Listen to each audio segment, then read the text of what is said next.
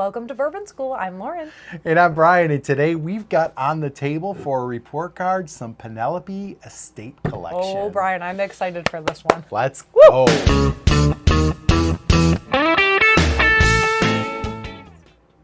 All right, well, on the toes of our last Penelope tasting, Which was great. the marshmallow. Yeah. That's all right. If you didn't watch it, check it out because Yeah. Maria and I really, really enjoyed that.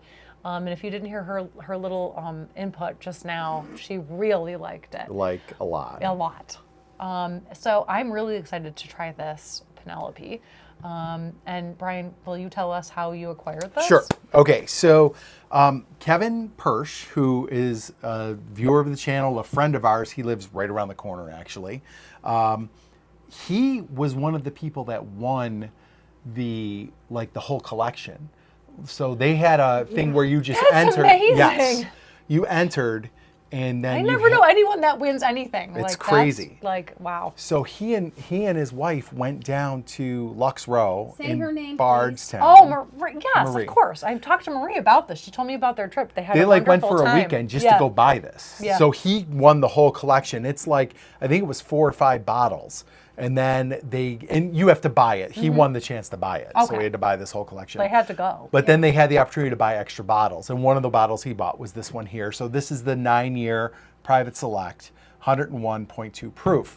So how this came to me is I knew this was an extra one for Kevin. And I went to the Sheridan raffle and got him a bottle of Blanton's Gold. And This is how Brian duped me. And what we ended up doing was I bought the Blanton's Gold and traded him for this in the Smoke Eye Hill barrel proof because I knew Okay. we had some of that coming in too. So I ended up getting this from Kevin. This is his extra bottle, and I am really excited. We just cracked this. This is a fresh crack. We have none of us, Marianne has tried it behind the camera, but we haven't tried it yet. But I have some stats from our friends at Breaking Bourbon who always Before seem to you have read the stats. did you talk to him about this? Like, did he like it? Has he tried this? I don't know if he's tried this one. Okay. He opened one of the ones is like a wheat whiskey, and we Okay. had it the other night over at his place, and it was good. All I mean, right. it was really good. But I don't know if he's tried this one, and obviously we haven't because we just cracked it. So here's the deal on this one. It is 101.2 proof. It is 9 years old. So to me, I'm thinking of the Penelope 9-year and how good that was. My So daughter's 9. I'm hoping, I'm- so it's perfect. Here we go, 9s. It is their 4-grain mash bill, so 74% corn, 20% rye, 5% malted barley, and only 1% wheat. So it's 4-grain technically, but it's only 1% wheat.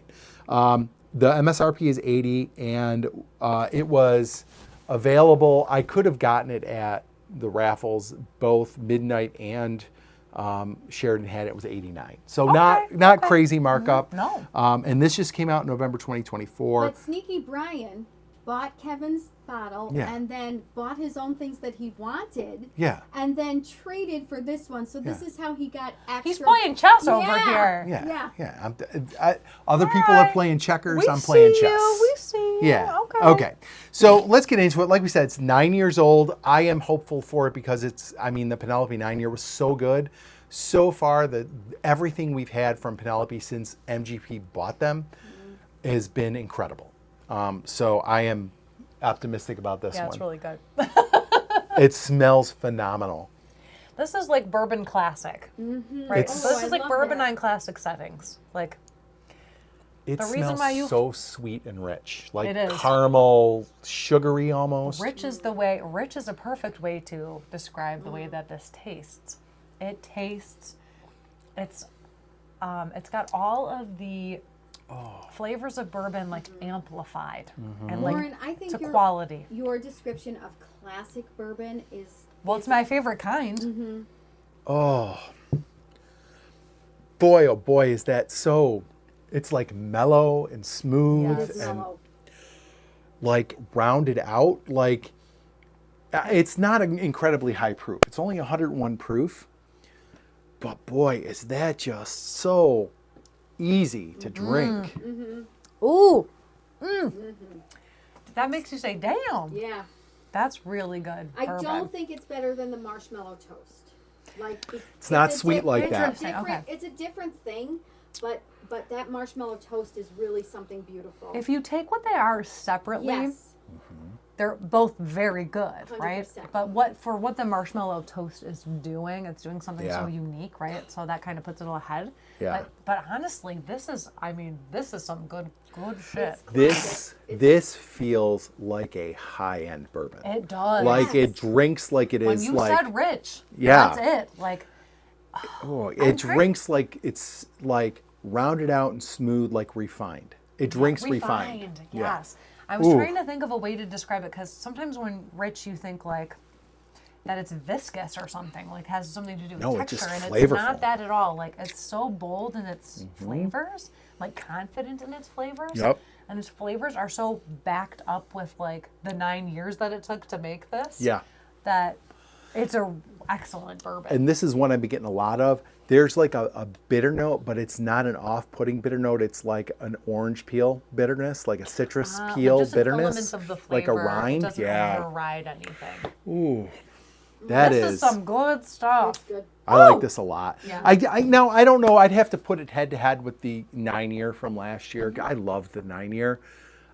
I just off of memory, I feel like they're very similar. I wonder if this is what's replacing the 9-year that they put out last year, because there hasn't been one this year as far as I know. And I wonder if this is what they're going to replace it with kind of a fancier version. But I'm fine. I'm here for it if that are. On it. Yeah. I don't know if that was the power of the suggestion. It could be. It could be.